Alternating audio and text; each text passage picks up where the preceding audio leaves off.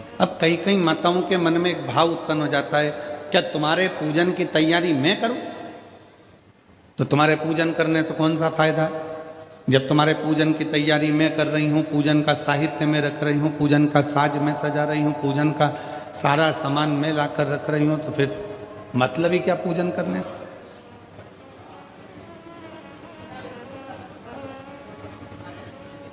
थोड़ा ध्यान देना महाराज। शिव पुराण की कथा चल रही है, या तुम्हारे घर में सत्यनारायण भगवान की कथा हो रही है, या तुम्हारे घर में कोई यज्ञ हो रहा है, या तुम्हारे घर में कोई नवरात्रे में माता रानी की ज्योत जली है, या तुम्हारे घर में कोई पूजन हो रही है। 3-4 देवरानी जेठानी हैं, 4-5 बहनें हैं, 4-5 देवरानी जेठानी हैं, और कोई एक जेठानी या देवरानी भगवान के पूजन का पूरा काम कर रही है, भगवान के पूजन की पूरी साज सजा रही है, भगवान के पूजन का पूरा सामान रख रही है, भगवान के पूजन का पूरा काम कर रही है।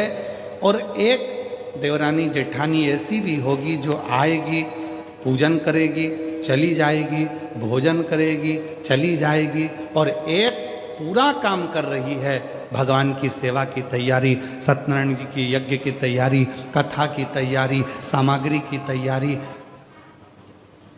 तो निवेदन है मेरी जीजियों, कभी अपने मन में यह भाव मत लाना कि मैं पूरा काम करूं और मेरी जेठानी देवरानी तो आती है, खा पी के पूजन करके चली जाती है, फैलारा मुझे उठाना पड़ता, काम मुझे करना पड़ता। ये कभी मन में मत लाओ, बल्कि भगवान को धन्यवाद दो कि इतनी देवरानी जेठानी में तूने अपनी सेवा के लिए मुझे चुनकर रखा है। ये तेरी उदारता, ये तेरी कृपा, ये तेरी दया।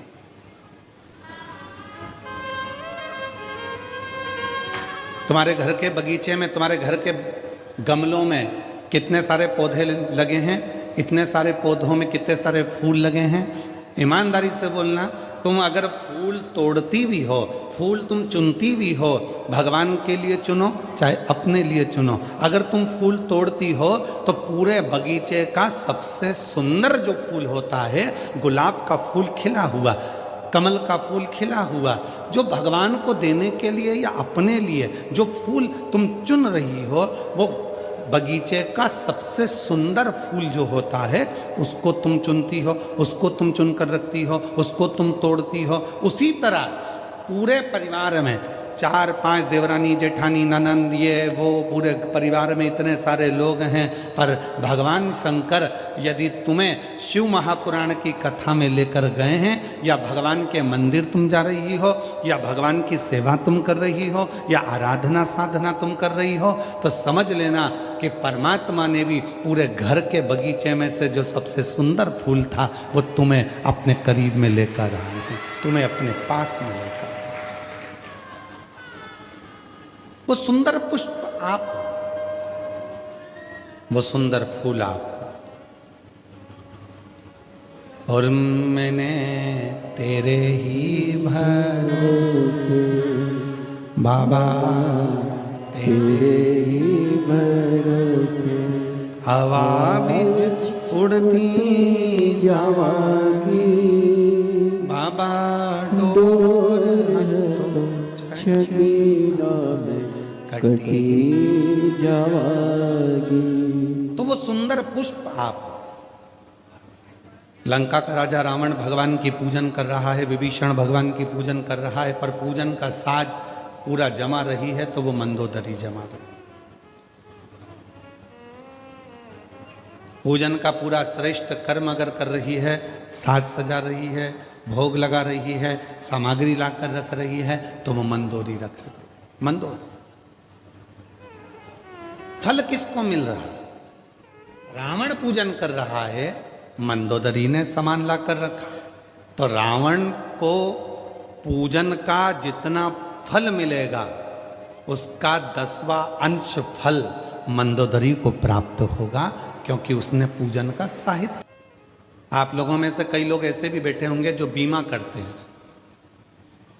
और आप लोगों में से कई लोग ऐसे बैठे होंगे जो बीमा खुद का करवा चुके हैं। तुम्हारे मोहल्ले में तुम्हारे परिवार वाला, तुम्हारा कुटुंब वाला, तुम्हारा रिश्तेदार, तुम्हारा नातेदार तुम्हारे पास में आकर प्राण खाता है, बीमा करवा लो, बीमा करवा लो। एक बार बैठो तो मैं पूरी लिस्ट समझा देता हूँ, एक बार देखो तो देखो, ये इतना जमा करोगे इतना प्राप्त होगा, ऐसा जमा करोगे ऐसे प्राप्त होगा, एक्सीडेंट में इतना मिलेगा और निपट गए तो इतना मिलेगा।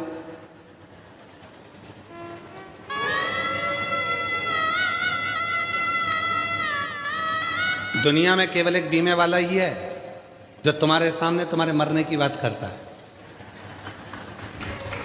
और पत्नी बड़े प्रेम से पल्लू ले लुआ के सुनती है मरने की बात, बहुत ध्यान से, इतने प्रेम से सुनती है, इतने प्रेम से। एक्सीडेंट में इतना मिलेगा और मान लो टिकट कट गया, चले गए तो इतना मिलेगा। और पत्नी बड़े प्रेम से सिर पे पल्लू, बस इतना ही, बस इतना ही। फिर बीमे वाला बोलता है नहीं नहीं भाभी जी ये तो अलग से है और ये ऐसा है। तो भाभी जी भी फिर सिर पे पल्लू लेके बोली हाँ अब ठीक है, अब ठीक।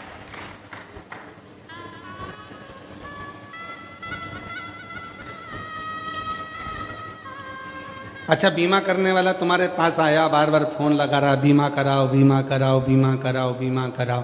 क्यों लगा रहा है? उसको क्या मिलना है? तुम अगर बीमा कराओगे, बीमा कंपनी में पैसा जाएगा, पर जो एजेंट है उसको बीमा कराने का थोड़ा ना थोड़ा भाग प्राप्त हो जाए। उसी तरह भगवान की पूजन करने का अगर कोई पति से कह दिया मेरे पूजन के लिए सामान ला कर देना, सुनो बेटा मुझे पूजन के लिए फूल ला कर देना, भैया मुझे ये ला कर देना, और तुमने अगर वो ला कर दिया है तो तुम्हारी पत्नी, तुम्हारी बहन, तुम्हारी माँ जब पूजन करती है तो उसका एक अंश भाग जो उसकी पूजन का सामान लेकर आया है उसके खाते में पहुंच जाता है, उसका पुण्य पहुंच गया। वो पुण्य उसके खाते में पहुंच गए।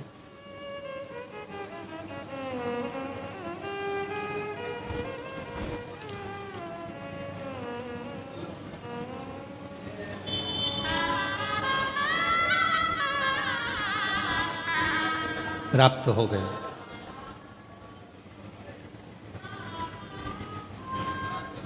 इसीलिए कहते हैं कथा में आया करो तो अपनी पड़ोसन का दरवाजा बजा कर आया करो। चल रही है क्या? कहाँ? अपने बड़ोदरा में कथा चल रही है। अच्छा, हाँ शिवपुराण की कथा, हाँ चल रही है क्या? वो आए चाहे ना आए, हो सकता है तुम्हारे बोलने से वो आ भी जाए।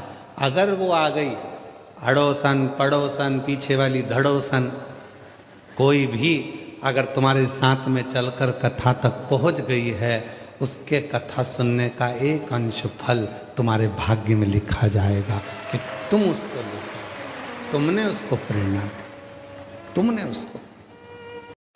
हम तो यहां तक कहेंगे,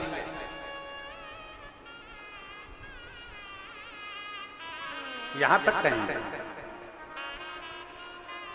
यदि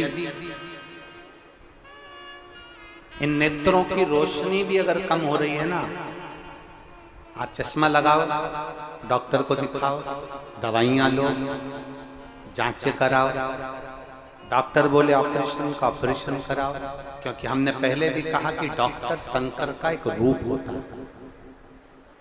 हमने पहले भी कहा कि डॉक्टर शिव का एक रूप होता है। आप जांच कराइए, आप डॉक्टर को दिखाइए।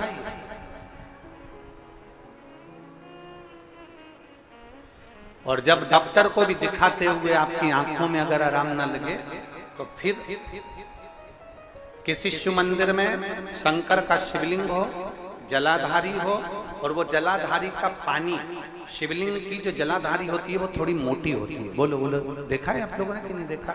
जिस पे ये शिवलिंग रखा रहता है, ये शिवलिंग जिस पे रखा है वो मोटा होता है कि नहीं? तो जलाधारी जो मोटी होती है ना चारों तरफ, तो शंकर पे चढ़ा हुआ जल इस जलाधारी में से जब यहाँ से बहकर आता है, उस स्थान पर अपनी हथेली का स्पर्श करिए और स्पर्श कर कर शंकर के मंदिर में ही नेत्रों को लगाने का प्रयास करिए।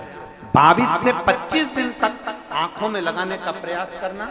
30वें दिन हमको पत्र लिखकर भेजना कि आपकी आंख की रोशनी बढ़ना प्रारंभ हुई कि नहीं, आपका चश्मे का नंबर ठीक हुआ कि नहीं। नेत्रों पर इस स्थान का महत्व है। ये गणेश और कार्तिकेय का स्थान, बीच में अशोक सुंदरी का स्थान, शिवलिंग, शंकर के ऊपर जो जल गिरता है, शंकर जी की 5 लड़कियां, जया, विषहरा, सामरीबारी, दौतली, देव, जिस पर शिवलिंग रखा है पार्वती जी का हस्तकमल। और ये जो भाग है जहां से जल नीचे गिर रहा है, ये 33 कोटि देवी देवताओं की जो धर्म पत्नियां हैं उनका स्थान होता है, जहां से ये जल नीचे की ओर आता है। उस स्थान पर अपनी हथेली का स्पर्श कर कर अपने नेत्रों पर लगाना प्रतिदिन प्रारंभ करो। 25 दिन के बाद बात करेंगे कि नेत्र की रोशनी बढ़ती है कि नहीं। जांच भी कराना, डॉक्टर को दिखाना भी कि हमारी नेत्र की रोशनी का कितना अंतर है, जरा देखकर बताओ। जरा देखिए,